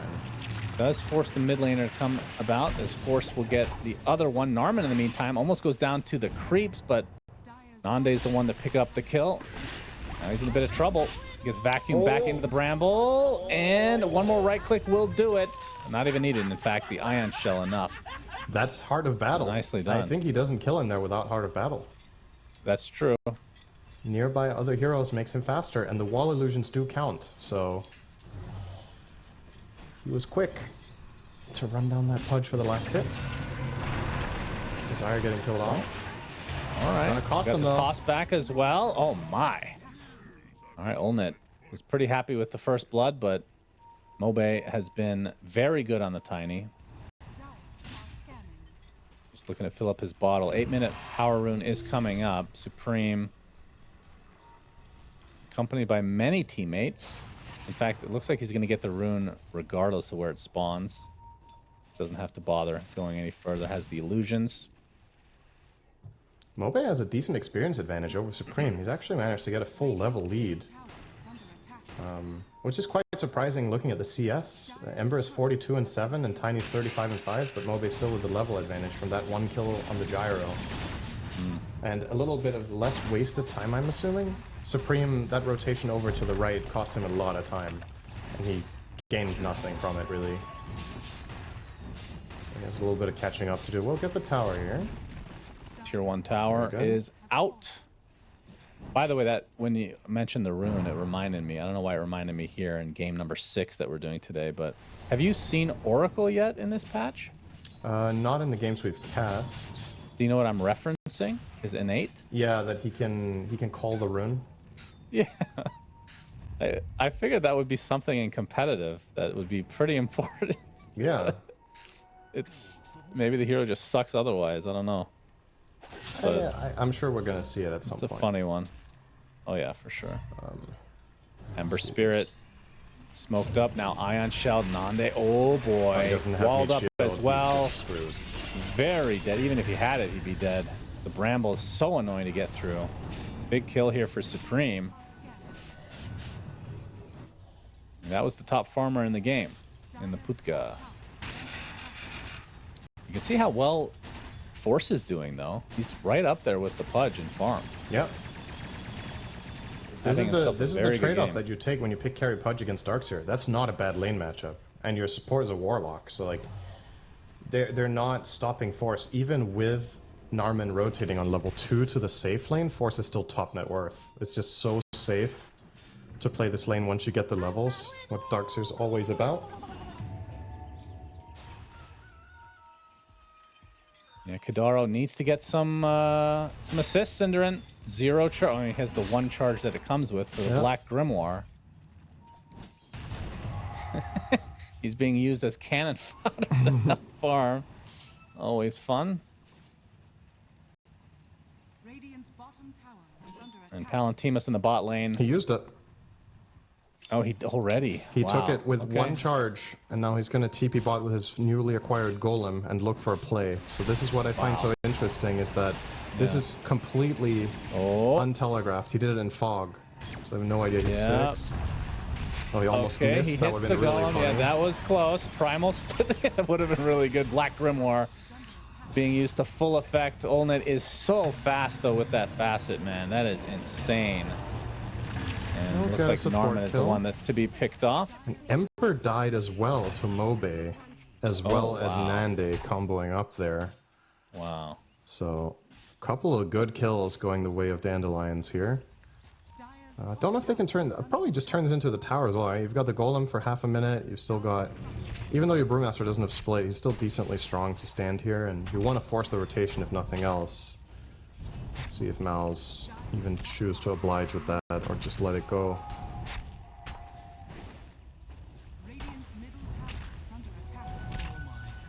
Yeah, it looks like the tier 1's just gonna be given up. They nerfed the gyro facet, right? The move speed? Yes. It only counts heroes now. It used to count every unit. Oh, yeah. That's which was obscenely overpowered. Yeah. But it wasn't truly obscene until you got force boots. Am I right? Because that unlocks max movement speed. Oh yeah, that's true. I don't think any of the gyro games we saw went far enough for that to happen. But that one wasn't tested properly, it seems. Tier 1 tower being pressured by Supreme and company. He's going for the Mage Slayer. Oh, Mobe caught off guard. He's going to take some Noxious Plague action. It's a nice avatar. Oh my god! The mech keeps them healthy though, and they all live. Somehow. That was a shit ton of damage though. if they... Gracious. Just for some perspective, if those heroes were Fatal Bond, they all die. Yeah. Like, he could have literally got an ultra kill from just his spell combo there. Holy crap. That's wild. Yeah. That's a hero combo to look out for in this game, that's for sure. If they get a good Fatal Bonds into Tiny combo with that facet, that's why that did so extremely much damage, is that crash landing just really improves the damage in situations like that. That was nutty. He did 2,300 damage with that combo. At minute 13. Yeah. Cool. Holy shit. It's almost a highlight. All right, Palantimos has been given a lot of space in the bot lane. He eventually gets a tier 1 tower. Yeah, he was not off to the best of starts. MOUZ do get the mid tier 1, which is good though. So, comes at a cost here. Ags available now for Nande. Easy. Yeah. Easy kill. Dark Willow, just a slight annoyance. I mean, the farm distribution, the discrepancy is not that big overall. No, it's one of the more even games we've had. Minute 14. Oh, they find him. Oh boy, toss into the dismember. Do they have the damage? Yes. Nice golem, really nice. Golem that is not an had easy to be call used. to make. Yeah. I dare say, literally everyone in Twitch chat would have held it there. Maybe it's like the bell curve meme, and all the heralds would have used it instantly. That's true. You know? Well, they wouldn't have stacked it properly, though. Right, so Fair. They would have gotten away. That was a close call. They do get him, though. Another stack of that juicy flesh heap for the Pudge. He's a 144 build, which is quite common on carry Pudge. You really want that tankiness as fast as possible to support yourself when you're running your Ags.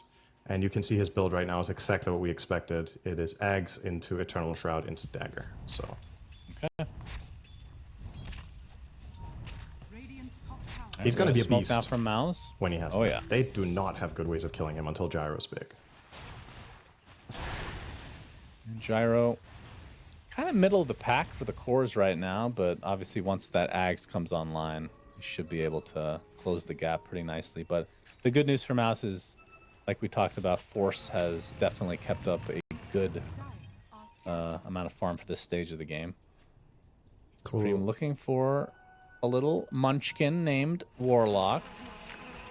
Cool little multi-purpose play there from the side of Dandelions. They smoked to make an aggressive move bottom with Grim and Tiny, and they also used the smoke on Pudge so that he could farm an Ancient stack. During that, you can just see he's just farming the creeps for free because they don't move during the rot. Beautiful. Now, the multi-purpose smoke is only going to lead to one thing, which is his farm, because nobody's living bottom whatsoever on the side of MOUZ, but it was a cool idea. Palantimos, Radiance online. Pretty good timing. Nande, oh, we see Supreme taking an Invis rune. It's bottled up right now.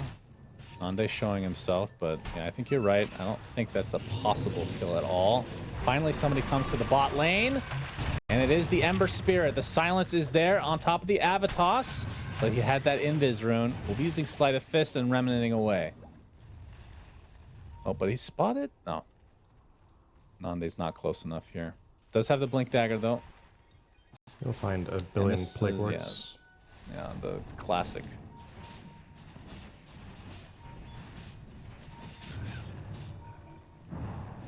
Bengen has the Pavis, working on Solar Crest. Yeah, that's the thing about Venno, right? What we talked about. You can buy whatever you want for the team. I don't know if Solar is my preferred choice here, to be honest, but if he likes it, does look like a 4-step Glimmer game to me when I see Dandelions as heroes, right? You want to be able to reposition out of the combo. They're overwhelmingly magical damage between all of their heroes, including carry Pudge. So I don't really know if that crest is going to do as much as he hopes, but just everything to empower the gyro, I suppose.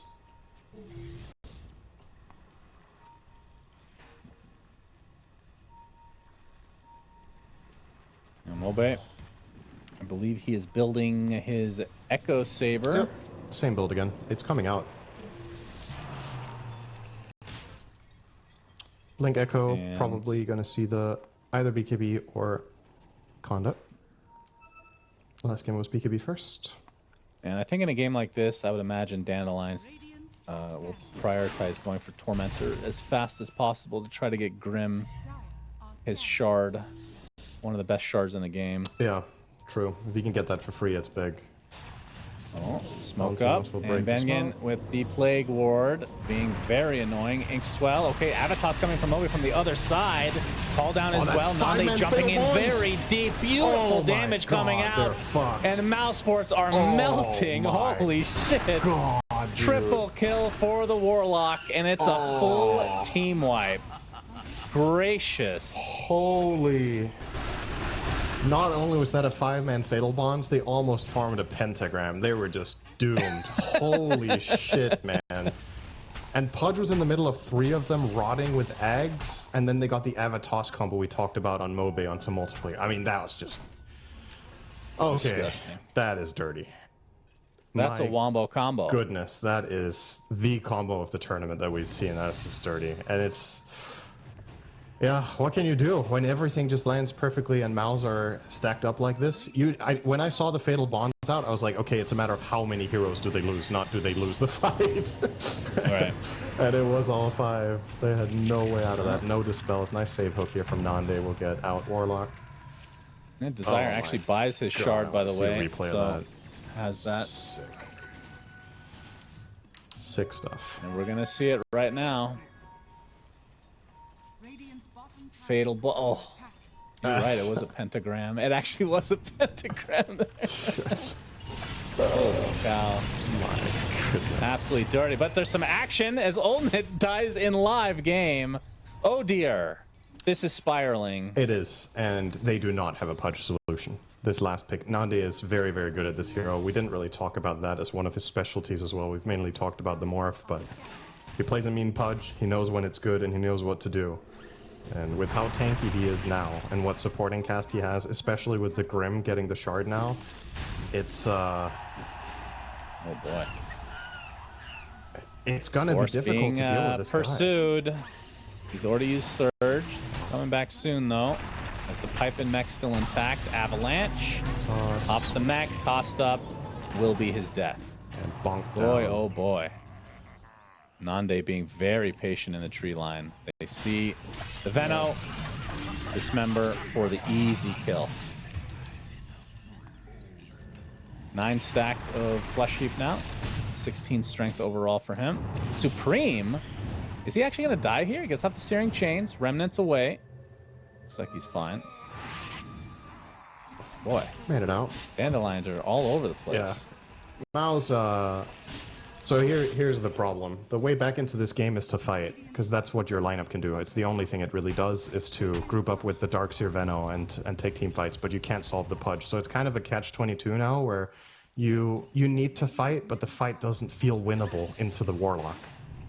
And you don't have a good way of killing the Warlock before the fight starts. You don't have an easy way of finding him and assassinating him. Ember, in theory, is one of the better heroes at doing it, but he doesn't have the damage yet. So I think Kadaro is very safe. Look at his items. He's got 1700 health, a Drum of Endurance, and a Solar Crest. Like, good luck. There's no way they're killing that guy. So effectively, you're forced to playing the way your lineup doesn't want to, which is keep away. I think they have to concede every tower that Dandelions are posing a threat at. You just can't hold them. And you need to wait for some sort of perfect timing on Gyro, which is probably Ags BKB. And think of how far away we are from that right now when he doesn't even have the Ags yet. A lot of ground to cover. Nande TPing top. Looking to maybe fish for someone, but they've backed off. Yep, has the Eternal Shroud now. And Shiva's is next on the list. No big surprise. You can see Supreme trying to go through the gate. Trying to prevent those going through the gate. Meanwhile, yeah, poor Narman just not able to do much this game. They're trying to be cute here, but will only... Radiant's courier has been killed. Nice try. He was gone 10 seconds ago, though. But, you know, maybe he was still there. You never know. We've seen people hide. Palantimos has a pipe as well. Now be going for the shard so he can cancel his ult prematurely if he wants. And I do think that, I mean, they're continuing to go through the gate to try to find kills. Oh, the Inkswell. Oh, not able to hit the hook, but he does have Blink in 5. Yeah. Oh, he will think about it. Oh, okay. All right. Never mind. Guess he was assuming there would be a lot of backup, but as a matter of fact, that was chaseable. But yeah, doesn't not have access to the information that we do, of course. So.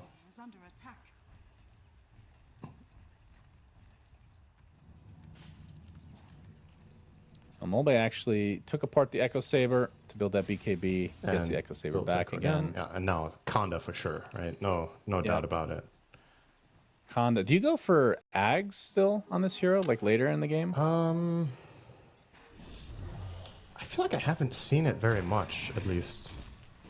I think you probably just go for Conda and then more damage, or like AC or whatever. You just like stabilize your hero in the fight instead of looking for the volley. The volley's very situational nowadays. Supreme is showing himself, has to get out. Mobe's on the hunt, not connecting. Alright. Do bully him away with those plagues. Dire's courier has been killed. Well, Roche is available at any time. Palantimos will not get his shard as the courier is killed. Any other item timings from each respective side? Can focus on MOUZ for now. Darkseer opting for the Crimson over the Greaves I find interesting. I think they need dispels against Fatal Bonds. I don't agree with Crimson here. You need Greaves on Darkseer and you need a Lotus. So that you can somehow stand in the fight against this Fatal Bonds, because you know it's coming, and your lineup kind of will group up for it, so...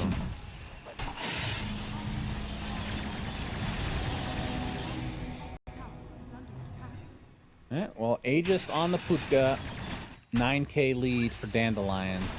In the driver's seat, to say the least, at least for now. Oh, he actually did end up building the Greaves, by the way. He heard you, Cinderin. Good job. Yeah, good. He's going Dagger next. I think that's also okay. It's another way of dealing with Fatal Bonds is to have reach, so you don't group up your heroes, and with the Dagger he can play from a distance and get a flank and potentially find a good back wall where he doesn't connect with his allied heroes to begin with.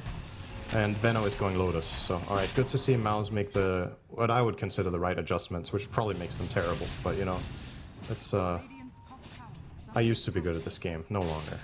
You know, so don't listen to it. It's been a while. Don't listen to it. Yeah, thank you. You were never Time good. to start playing Turbo. Hey, how dare you? And Counter-Strike, maybe. When the player base was 10 in Dota 1. That was really good. In Dota 1. I was good on the first day of beta. That's right. Well, Narman taken out by Nande. Easy peasy.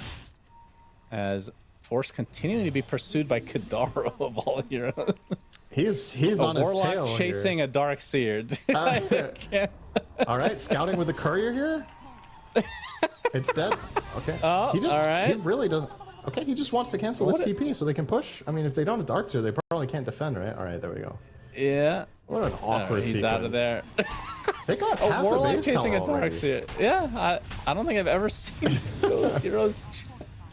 Usually it's the other way around, surely. Right. Fortification is activated.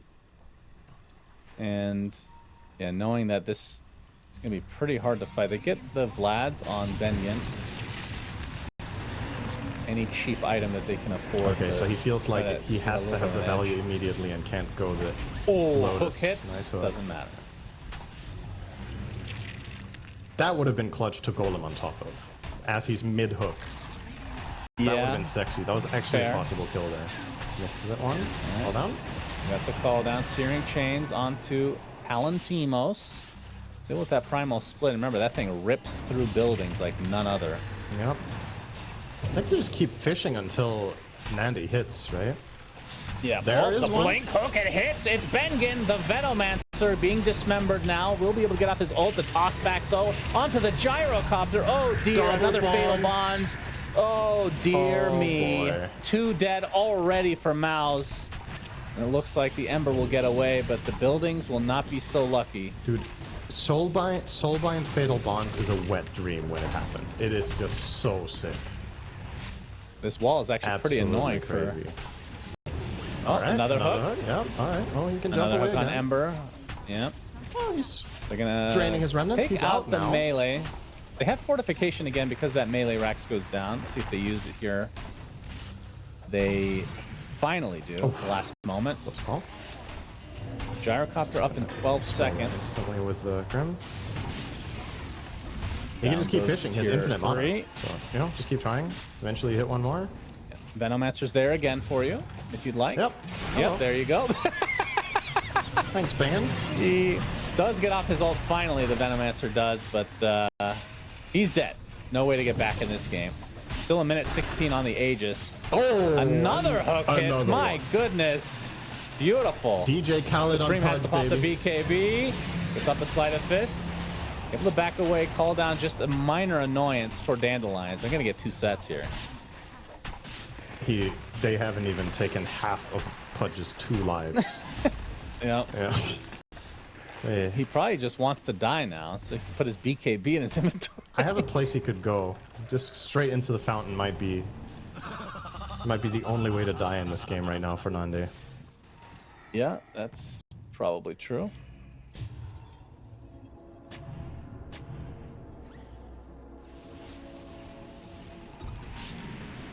So now the lead has ballooned to 17k. And the only... I feel like the only way... I mean, Gyrocopter obviously needs to get farmed, but is there any other... Like, do they really have a combo? It's just Vac Wall into Poke, it feels like, for MOUZ.